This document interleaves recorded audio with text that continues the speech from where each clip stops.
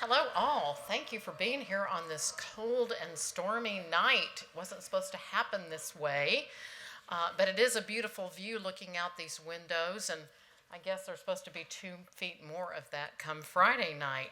So, thank you all for being here. I see lots of friends from my White House days, and also some new friends, like our wonderful mayor of Dallas, Mike Rawlings, who's right there, and I'm not going to name all the Bush Cheney alumni because that would be the end of the program. But I'm thrilled you all are here, and just so you'll note this, we are having a Bush Cheney alumni event on April 15th and 16th in Dallas, and this is President and Mrs. Bush's 70th birthday year, so we're going to make it kind of a birthday party. I know that you all are well aware that the Bush Museum and Library is in Dallas, Texas, but we're so much more than that. We have a terrific public policy institute that does all sorts of fascinating things, and that's why we're here tonight. We do work that is organized around the principles that President and Mrs. Bush have stood for so long, and I'm going to give you a couple of examples. Just this week, our Director of Economic Growth, Matt Rooney, is in Tecate, Mexico, where I suspect it's a tad bit warmer and more pleasant, and he's doing a cross-border visit, and we've convened a task force on North America that seeks to elevate the power of our hemisphere around prosperity for all of our nations. And when it comes to issues like immigration and the economy, those thorny things that are dividing our country, President Bush admonishes us to rise above the noise. And that's what we are trying to do. We are not a partisan organization. We find and champion new solutions that support healthy public debate. And that's why we're so excited to launch this new digital publication called The Catalyst, a journal of ideas from the Bush Institute. And I want to recognize the mastermind of The Catalyst, one Bill McKenzie, formerly of the Dallas Morning News, who dreamed this up and did almost all the work. So thank you, Bill, for that. This is a quarterly publication that will present compelling issues, articles on key issues, and along with the Bush Institute directors and fellows will convene leading experts and writers, like some of the folks that are here tonight. In our first issue, a variety of writers address the issue of leadership, specifically as America looks to 2020 and beyond. What are the ways in which the United States should engage and lead the world, and what issues need leadership here at home? We're proud to have among our initial contributors former Secretary George Shultz, former Trade Representative Ron Kirk, Mark Cuban of Shark Tank and other fame, Maya McGinnis, Robert Kagan, Rueben Navarrette, and of course Senators Kyle and Lieberman, whom you'll hear from in a moment. As a nonpartisan journal, in each edition we'll hear from people of different points of view and persuasions. We simply ask that they present ways for America to become stronger, more prosperous, and more caring. At the same time, we hope that their ideas will lead to freer societies around the world and open markets to growth and prosperity, and do it in a vigorous and respectful way. Our digital journal will use creative ways to present material, and you can read it at our website, www.bushcenter.org/catalyst. And as we release issues of the Catalyst will hold occasional forums like this one. In between each publication, we'll update readers and refresh content and seek to build trust with our readers over the many months. So thank you again for coming tonight. Joining us for our first panel are Senators John Kyle and Joe Lieberman. We are honored to have their participation at this inaugural event. That includes one of their essays, which is an on-point essay about the leadership role America should play in the world. Since leaving the Senate, these leaders have spearheaded the American Internationalism project at the American Enterprise Institute. They walk the walk and talk the talk, which drew our attention to them, so we asked them to share their thoughts in this inaugural issue of The Catalyst. So, Senators, please join me on the stage.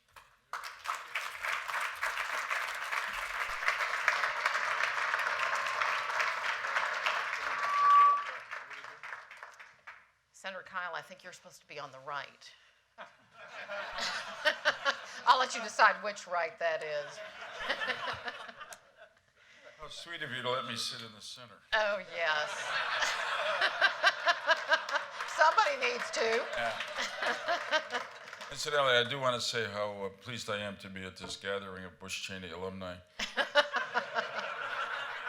Because among many Democrats, I am known as a Bush Cheney alumnus. You are welcome anytime, We always appreciate Senator. it. Yeah, exactly. Okay, so Senator, since you have the floor, tell us about the American Internationalism Project at AEI. What is it and why? Thank you. So great to be here. Congratulations on Catalyst, and I'm proud with John Kyle, my dear friend and colleague, to be part of the initial issue. Senator Kyle and I worked together on a lot of foreign policy, national security matters when we were in the Senate together.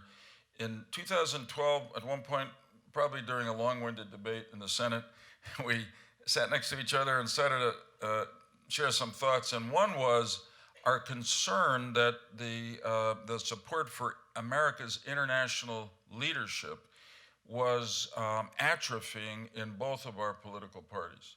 I don't want to say isolationism was coming back, but there was much less interest in American leadership. And we talked about our concern about it, really a bipartisan concern, and that we'd like to do maybe something about it when we left the Senate together. And then enter, as if she had overheard a conversation, perhaps she did, Danny Pletka from AEI, American Enterprise Institute, who approached both of us about working on something exactly like this. So that became the American Internationalism Project at AEI. John and I both felt, because we wanted it not just to be bipartisan at the top, with the two of us as co-chairs, but we thought there was an important statement to be made if we could bring together a very diverse group, Democrats, independents, Republicans, conservatives, moderates, liberals.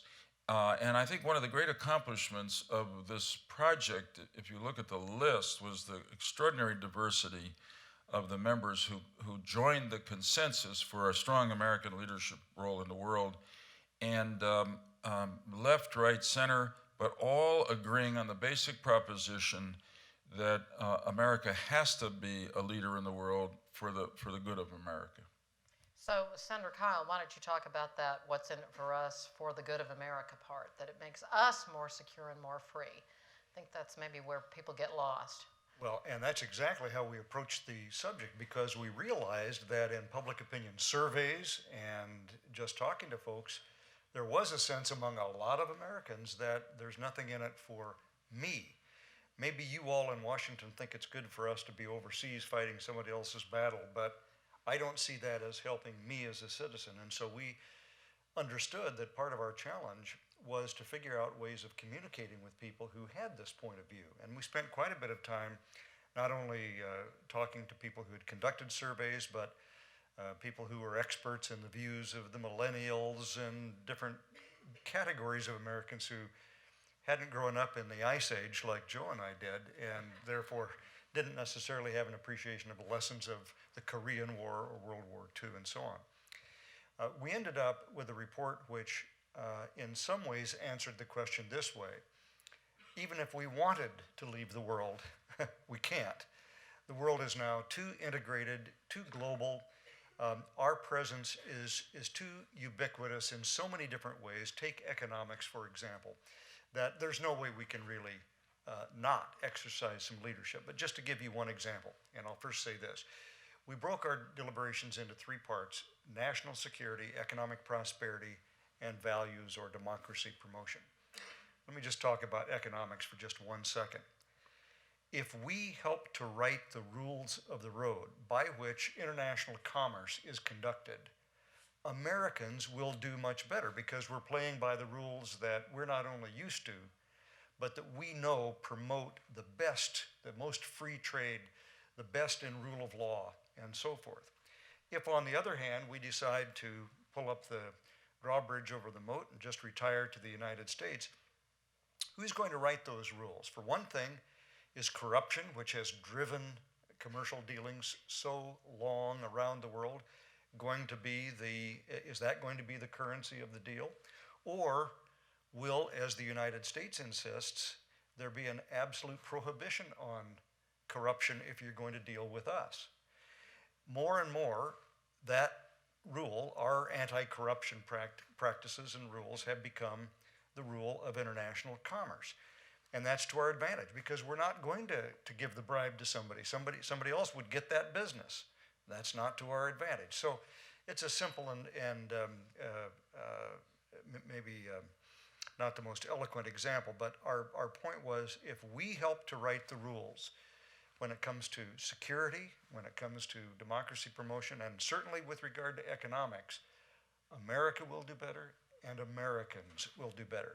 And before I forget, there are copies of our report outside somewhere. Please inquire if you'd like a copy of it.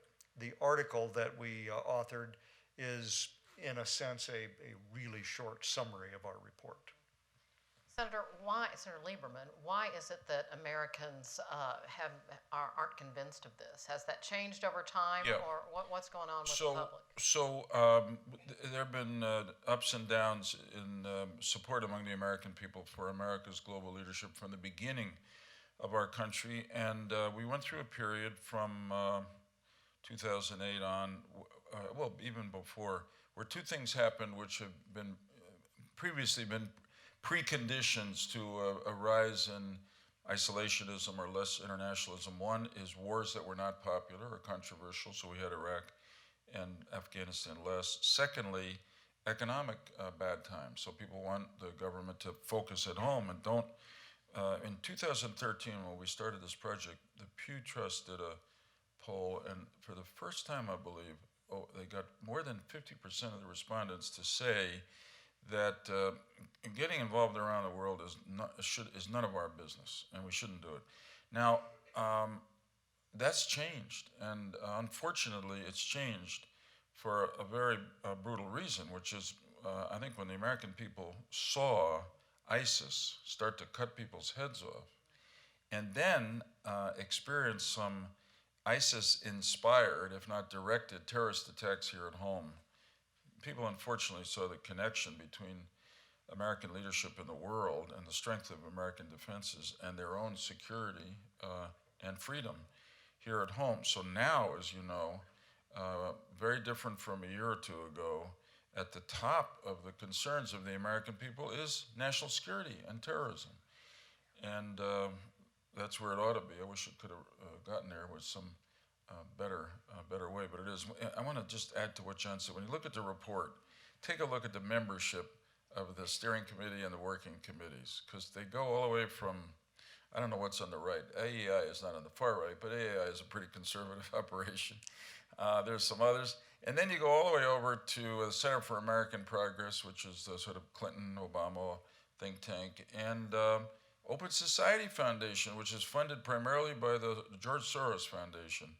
And a consensus agreement on the basic idea that for our own security, prosperity, and freedom, we better be involved, engaged, and proactively involved in the world. Because if we're not, the gap is not going to remain unfilled. People much less able and much less, if I may say so, noble than we will fill that gap.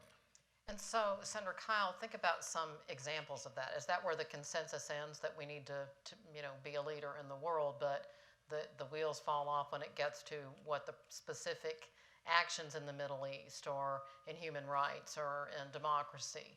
So how do you find consensus when it gets to the more granular level?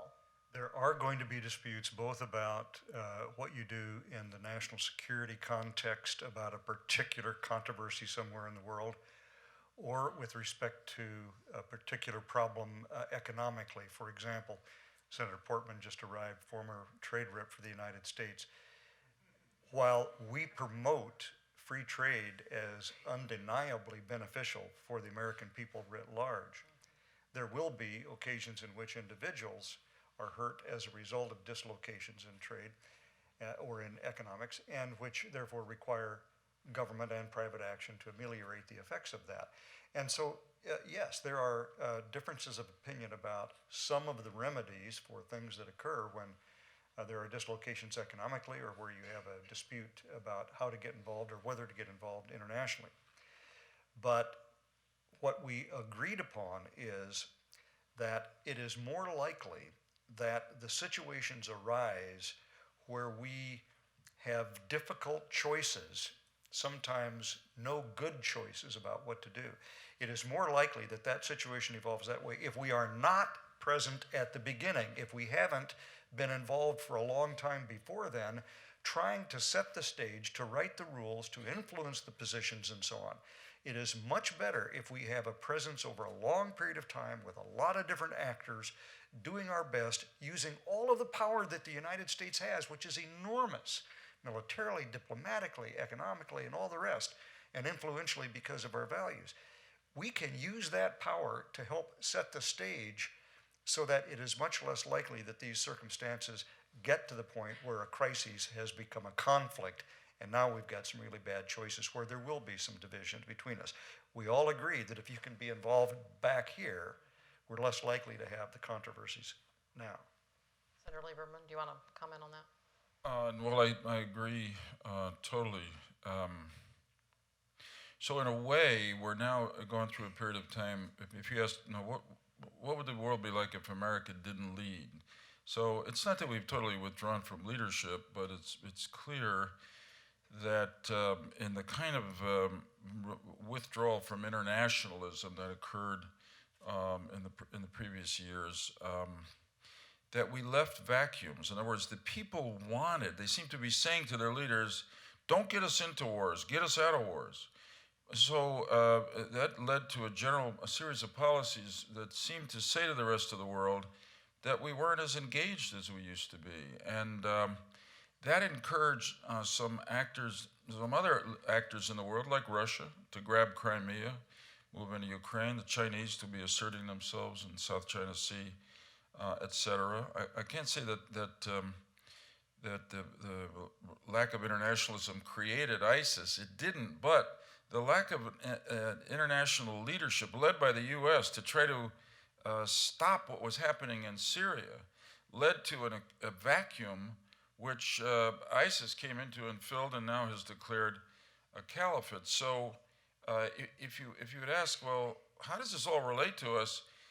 That's how it relates to us, and our security is compromised by all of that. Incidentally, though the polling now shows that people are much more concerned about national security, particularly terrorism, than they were a year or two ago. If you listen to the presidential debates of both parties, there's not a clear consensus. You can find candidates for our nation's highest office in both parties who are still expressing a reluctance to exercise American leadership. I mean, maybe the one other thing I'd say that is, I was impressed by what I saw through the study we did about the interrelationship between security, prosperity, and freedom.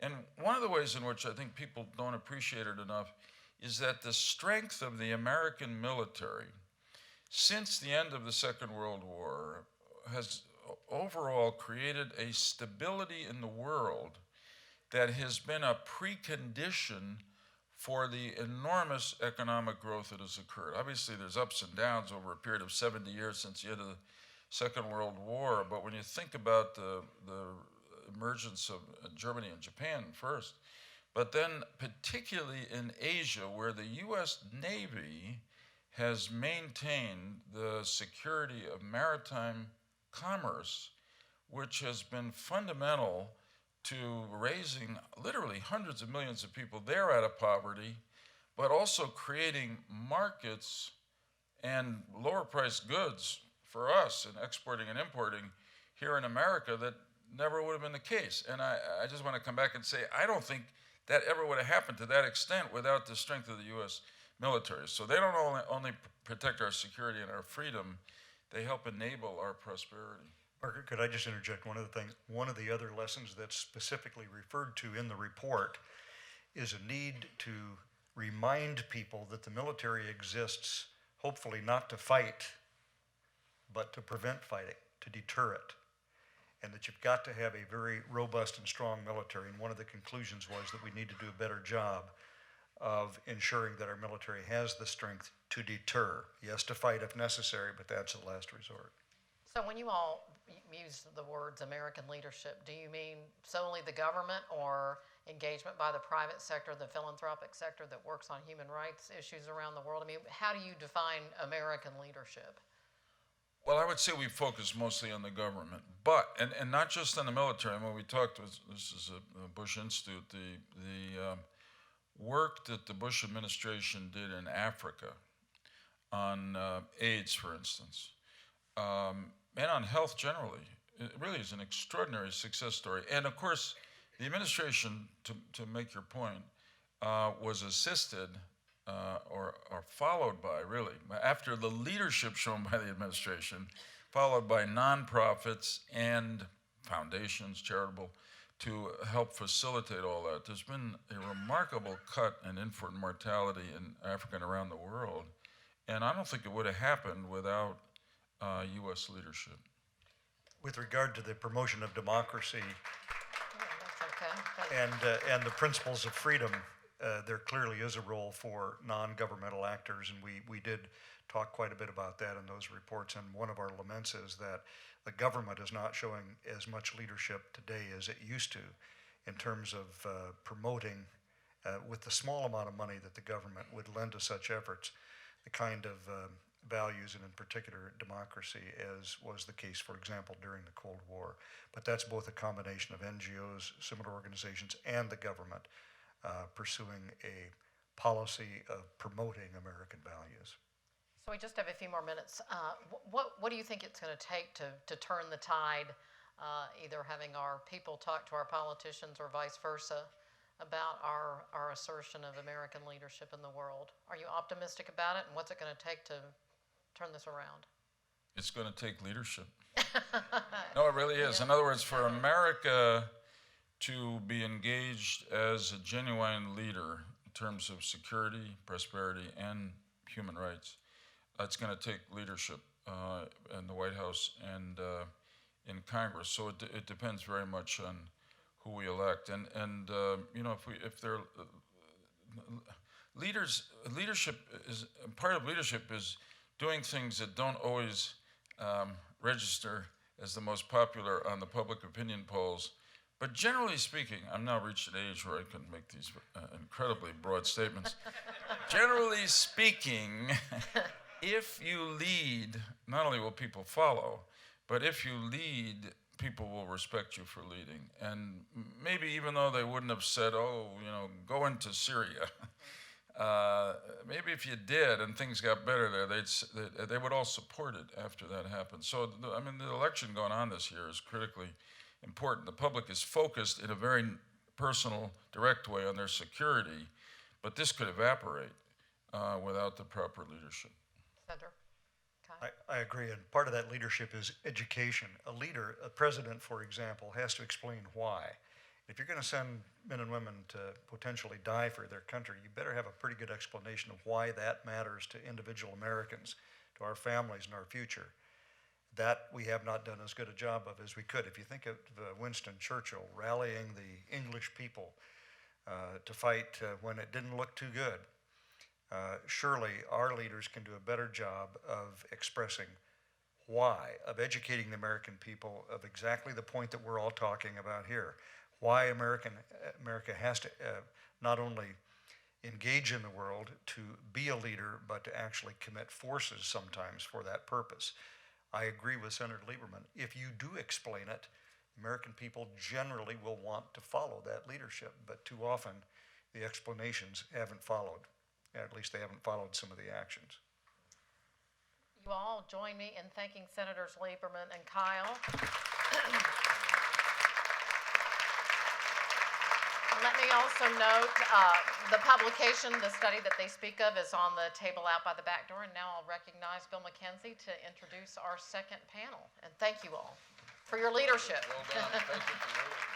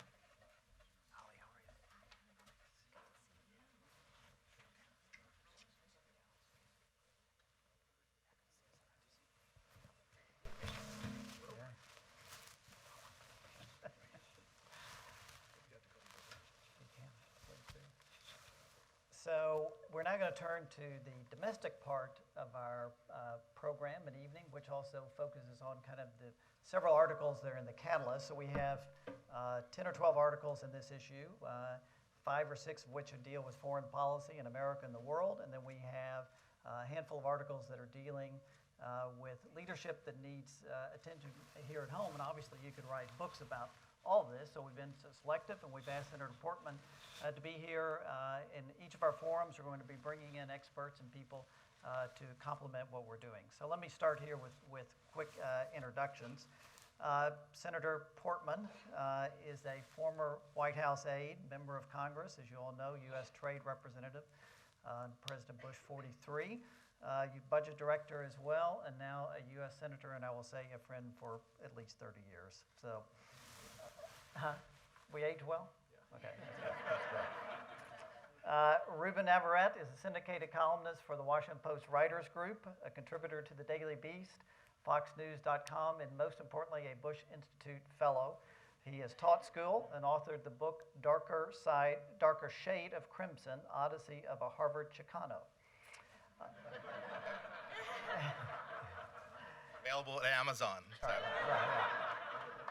And Holly Kuzmich, who many of you know here, is Senior Vice President for the Bush Presidential Center, former White House domestic policy aide, held several positions in leadership at the Education Department and worked at the U.S. Senate and is a gem of a thinker and a pleasure to work with. So I'd like to thank each of you all for being here. Read the Catalyst, read a lot, click on links. Do it repeatedly if you want to. That will help us. But Margaret is right about a lot of things, but she's not right about this. I'm not the only person to give birth to this magazine, and I want to acknowledge someplace here Kevin Sullivan, Andrew Kaufman, and Sabrina Sheikh, who've been a key part of the Catalyst, as well as Hannah Abney, who is not here tonight, and our editorial board, which we meet monthly, and Holly is a key member of that, and we brainstorm these ideas through that. So. Let me get to domestic leadership, start here with Senator Portman. You spoke last fall to a Ripon Society audience about tax reform. I just had to mention Ripon because you and I first met through Ripon 30 years ago, and there are a number of Ripon folks here. So with that bit of background out of the way, what do you think needs to happen with the tax code? And why does it need to happen? How much time do we have, Billy? Pay attention to the clock. Well, first, can I just say I'm delighted to be here. And when Billy called, I, of course, said I'd love to do it because of my affection for George W. Bush. And I think if you look at the public opinion polls, you'll see there's more affection for him generally in our country right now. But it's great to see Margaret. And she's done a terrific job at the Institute. And good luck with your new venture as a Tar Heel. And yeah, we're lucky to have you. And John Kyle, of course, was my colleague in the Senate, and we served on the super committee together. He got Superman, I got like Iron Man or something. He was the Superman, and it's just a dear friend. And then Joe Lieberman, I joked with him coming off, Billy, because I love watching him perform because I tried so hard to be like him. For some reason, Republicans think I play a good Democrat, so Dick Cheney asked me to play the role of Joe Lieberman in his debate preparation. And I also had the honor of playing John Edwards, Al Gore, Barack Obama, and even back to Hillary Clinton for Rick Lazio briefly, which I don't talk about on the record. That's off the record. But the point is, of all those people, honestly, and I don't know if I said this publicly, I've certainly told Joe this, the guy who ended up respecting the most, maybe I played, was Joe Lieberman. And in some of the other cases, I won't mention any names, John Edwards, it was a little different view because it was so canned, and I just it was so easy to play some people because you just know what they're going to say because it's kind of all about talking points that really are political. With Joe, you never knew what he was going to say. So, I was like on the edge of my seat tonight. What's Lieberman going to say? But as usual, he was articulate and reasonable, and I imitated him really well. That's all I'm saying. Look, Billy. Tax reform. Sorry, tax reform. Sorry. Thank you. All right. I'm sorry, guys. I have like 1 minute to do tax reform now. Well, look, I think the code's a mess. And when you look at our economy over the last 6 or 7 years, we're all disappointed in the recovery, except for the president, maybe, who says it's been great. But it's been the weakest recovery in terms of jobs or in terms of economic growth. Barely over 2% growth. We've not met our potential, as the economists say. We're about $2 trillion off. And I really think this notion that this is a new normal and we can't do anything about it has to be tested. And it needs to be tested in a number of ways. Regulatory reform, of course, doing smarter things in terms of education, retraining better in terms of trade, more exports, dealing with imports better. But one obvious one is our tax code. I mean, how can you say this is a new normal? We haven't even tried to do the things that every other country in the world that we compete with has done, which is to reform and improve their tax code to make them more competitive. And we just sit here and assume, I guess, we've got a big economy and kind of resting on our laurels, but no, we must reform the tax code, and it will give the economy a shot in the arm if we do it properly. When we were on the super committee, John will recall, we worked hard on this issue. We came pretty close. We actually had, I will say, now that we're beyond that period, a slight majority of the 12 of us, meaning a bipartisan agreement to reform the corporate tax code, for instance. And it was a matter of simply bringing the United States up to speed with the rest of the world.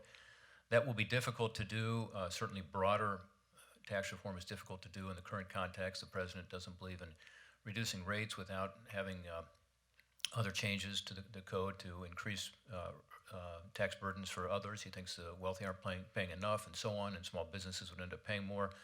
But in this area of business tax, I said corporate tax reform earlier, just on the international side of business tax, there is a consensus.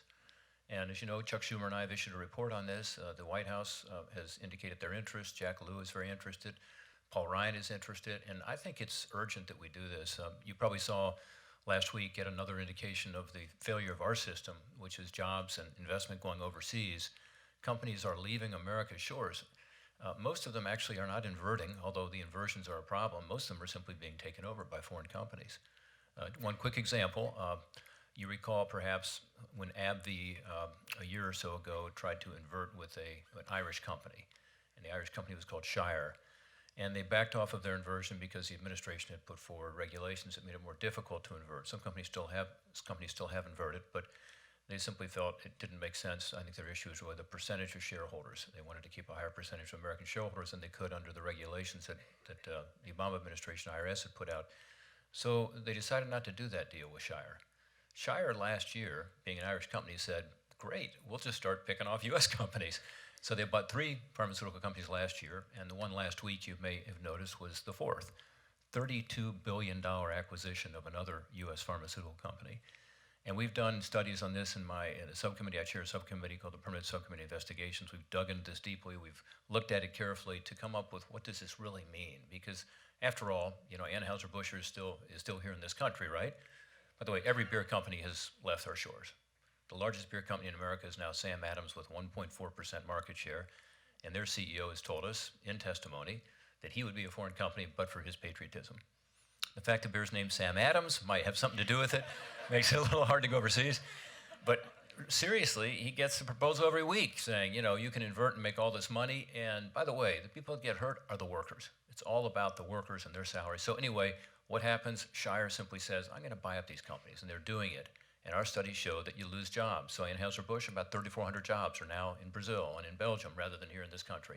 So this is urgent, Billy, and I believe that we should do this now in a presidential year. Yes, I know there's an election and so on. This is what we're hired to do. So the broader tax reform, probably impossible. We should do it. We should put out proposals out there and start the ball rolling. But I think even this year, we can do this relatively narrow issue of coming up with a more competitive international tax system. Happy to go into details if you like, but bottom line is it lets us go to a territorial type system, allows us to bring trillions of dollars back. They say there's about $2.5 trillion locked up overseas. Imagine what that would do for our economy and our competitive position going forward, because it would be, in essence, a permanent repatriation going forward. So I'm very hawkish on this. I think we can and should do it. So I want to come back in a second and talk about how we build constituency for change in a number of areas. I'm going to come back to that in a second. I want to bring in Rueben here, who I should say he and I were colleagues for a good while, the Dallas Morning News, the editorial page, and I was very proud to have that time together.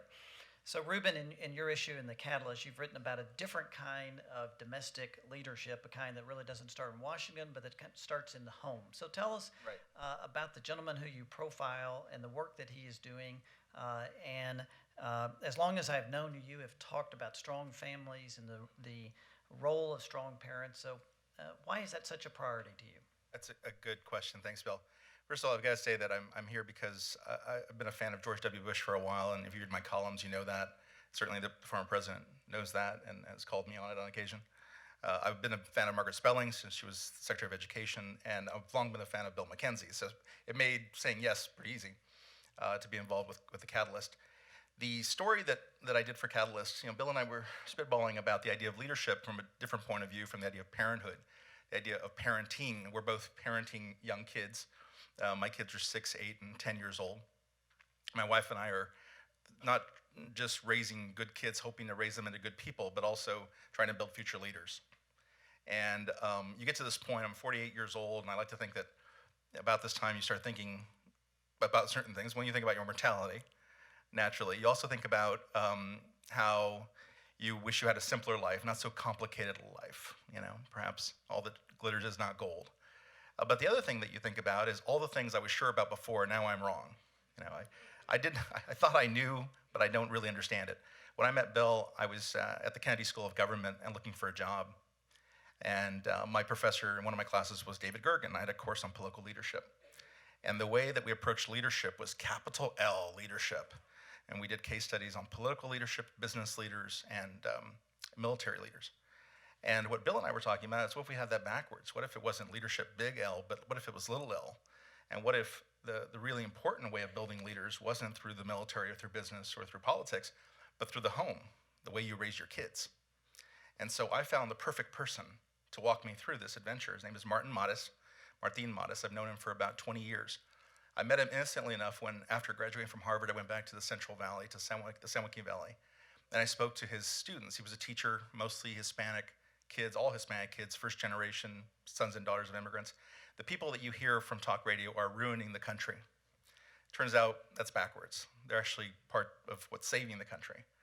And so I spoke to these kids and I said, it's too bad I couldn't wrap you all up and take you to Harvard, because if I did, once you saw that world, it would be difficult to put you back into the box.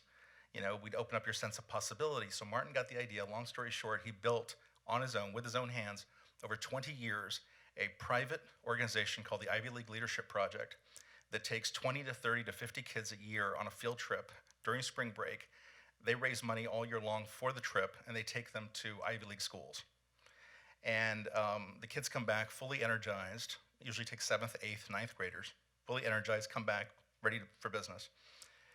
The success stories are clear. In 25 years, he's produced over 250 students who've applied to, been accepted, and graduated from Ivy League schools.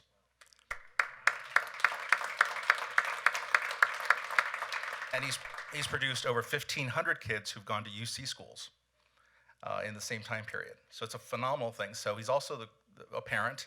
So what I did, and what I talk about in the Catalyst issue, which you can read for yourself, is I asked him basically, okay, how do you bring this home? What do you do with your own kids? In terms of being a parent. I was really amazed at the care and the effort that he puts into parenting to make sure that he's raising not just good, smart kids who are going to go do great things, but also trying to build these future leaders. So I hope you enjoy the essay when you read it. Thank you. So I'm going to bring Holly in here.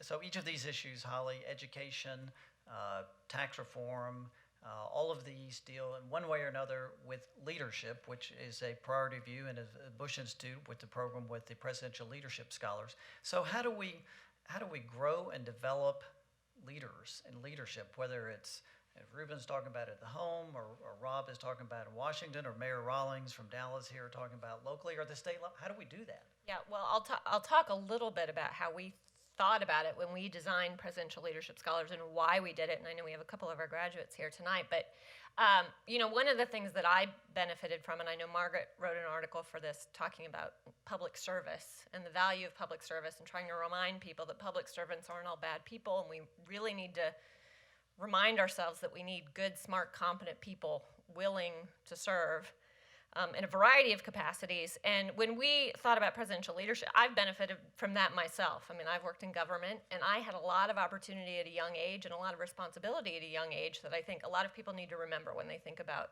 the good and the bad of public service. That one of the great things is you get really practical experience, often at a young age, and often much younger than you might get in the private sector or anywhere else. And as we thought about what we wanted to do at the Bush Institute and some of the assets that we had, you know, we knew we were on a college campus with SMU, so we had that sort of traditional leadership training that we could tap into. But what we also had was a really practical set of experiences with the alumni that we had and with the presidents that we have and presidential leadership scholars. And we also could send a tone and a message by the way we designed the program, and I think we did that because it's a partnership between the Bush Institute, the Clinton Foundation, the George H.W. Bush Foundation, and the LBJ Foundation.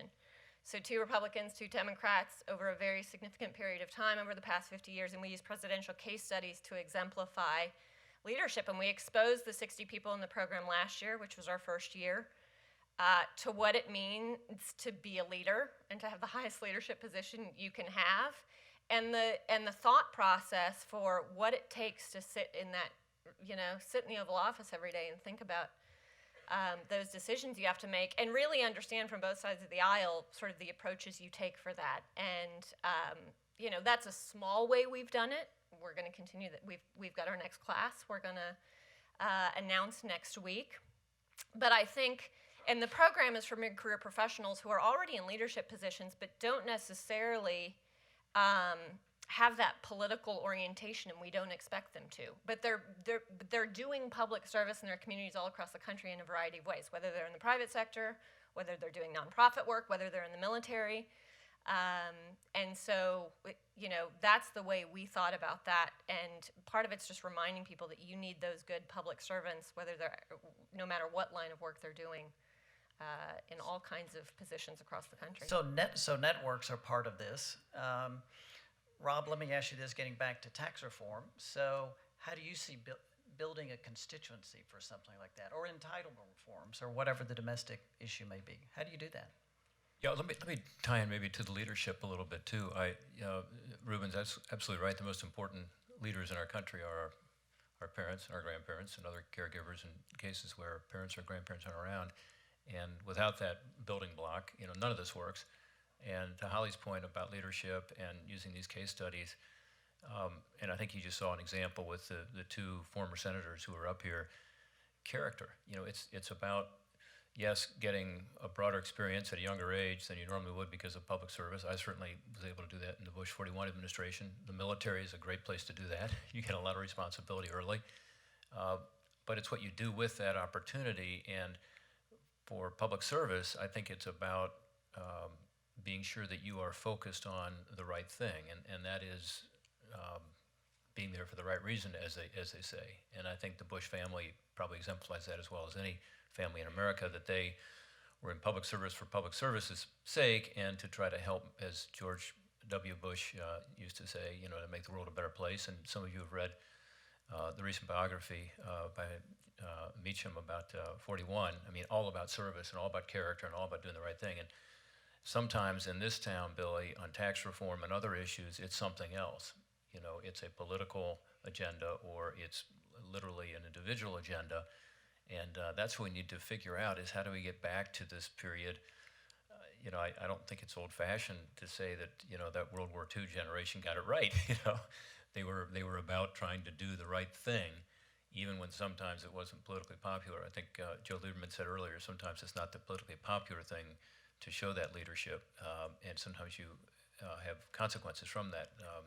He had a consequence. He lost a Democratic primary. He then ran as an independent and won anyway, but he stuck to who he was and what his views were on these issues. So it's a long way of saying tax reform is another example where I think if we just kind of put our partisan blinders aside and thought about what's the best thing to keep jobs and opportunity and investment here in this country, particularly for the middle class workers who are losing out right now, lower wages or at least flat wages, higher expenses, middle class squeeze, you would think we should get together on this and figure it out. And I think I gave one, you know, relatively small opportunity here, even in the next several months, where we could do it, because we have this consensus that's built up, and it's almost as if there's so many other factors at play that are blocking it.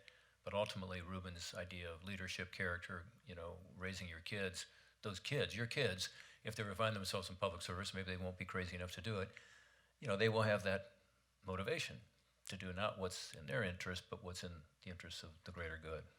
So Rueben, let me ask you this last question here and bring us home on this. So you write a lot about these issues. You travel the country. You speak. You're in California. You're outside the Beltway. So how do you see, or what is the potential that you see for developing constituencies for domestic change? Empathy. The word that comes up is empathy. So one of the things that I've tried to do more and more is listen. Talk less, listen more. Didn't learn that at Harvard, by the way. But listen more. And what I do when I listen to people, particularly people who I disagree with politically or whatever, is I realize that the one thing we're all in agreement on is that we've lost the ability to empathize. We are this great, magnificent, strong, unique country, the best in the history of the world. And at the same time, we have certain shortcomings that become evident. And one of the shortcomings we have is that we're way too divided. We're not empathetic. We've turned inward oftentimes. We think everybody else is the problem, and we don't look inward anymore. We're not introspective. But the empathy is important because I think if we were better at empathizing with each other, we would then very soon see commonality. We would then see that there's not a lot separating. Even within the Latino community, for instance, you have 54 million Latinos in the country, 17% of the population on its way to 25% in the next 20 to 30 years. It's a hugely important population, as we know. They control over $1.5 trillion in buying power. But the tendency is to split, slice and dice that community. So you now have two senators who are Cuban American running for the GOP nomination, either of whom would be impressive in any given year. But now the game of people like me in the media is to somehow show you how they're different. When you start talking about splitting hairs, I mean, there's so much more that brings them together than links them and drives them apart. But I think politics and media mixed together, it has done a lot to accentuate our differences. And in reality, there's not a lot dividing us. The Italians, Irish, Jews, Mexicans, Latinos, and African Americans, we're all living the same American experience. And as I get out more and more and we talk about issues like parenting, you can have somebody in an audience stand up and they're living the same life you are. They have the same exact struggles with their kids that you have with yours. And so I think that if we emphasize our commonality more and we strengthen our ability to empathize with one another, I think that's the beginning of building those constituencies. So you heard Holly mention in Margaret's piece in this issue, The Catalyst. I would really call your attention to it. It's about why public service is really a noble cause. And it is very easy to forget that in today's climate. And I really call your attention, and not just for elected officials, but for teachers, for police officers, for people to step forward and serve in one way or another in their community. So I call your attention to that. And I want to thank you all for coming tonight. I want to thank you in advance for reading The Catalyst. I want to thank you in advance for getting all your friends to click on it a lot so we drive up readership. And you should be getting this in your email box, whatever you call that, either tonight or tomorrow. bushcenter.org/catalyst, I think is it. So we are digital, we're all online, we're all electronic. Don't look for it in your mailbox, look for it electronically. Thank you all. You might mention the next two issues. And I might. You might. So the April issue, thank you, is we're not above plugging this. So the April issue will deal with North America, the North America century. So we have a project at the Bush Institute that is an economics program that is looking at how you can better integrate the economies of Mexico, Canada, and the U.S. And so we'll be looking at issues dealing with border security. We'll be looking at issues of energy, immigration, education, and a number of other issues that could make this more of a North America century. And then in July, we're going to have a piece dedicated to the next generation, which does not involve us. Thank you. But it'll be for the millennials and others coming forward. And what is the state of the American dream with millennials and post-millennials? What does it say about the American dream, and what kind of leadership may we expect from them? So those are in the works. Look for them. Click often. Thank you for coming tonight.